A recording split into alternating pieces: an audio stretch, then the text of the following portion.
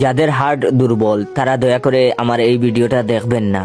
অনেক দিন থেকে পাশের রুমটা খেয়াল করছি, সব সময় তালা লাগানো থাকে। আমি কখনো রুমটায় গিয়েছি বলে মনে পড়ে না।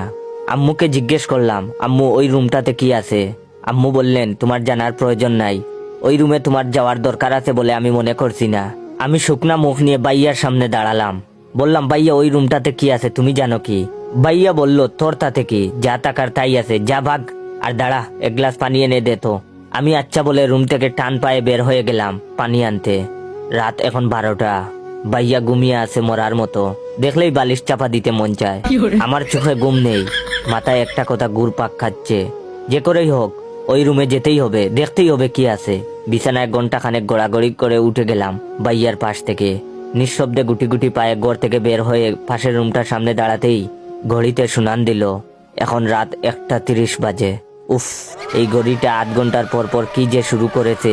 ঘড়িটা চেঞ্জ করতে হবে আম্মুকে বলে সিটকানি খুলে দরজা ধাক্কা দিতেই ক্যা এচ আওয়াজ করে দরজাটা খুলে গেল।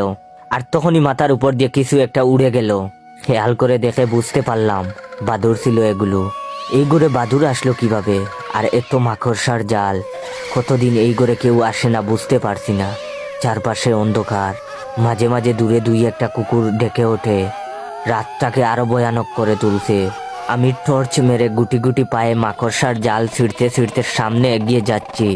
হঠাৎ টর্চের আলো গিয়ে বাদলোর দেয়ালে টাঙ্গানো ফ্রেমে বাঁধানো ছবির দিকে। আমার সারা শরীরে শীতল শিহরণ বয়ে উঠল। কোথায় যেন একটা পেঁচা ডেকে উঠে জানান দিল, ভুল করেছিস এখানে এসে। যেখানে বই বেশি সেখানে কৌতূহলও বেশি।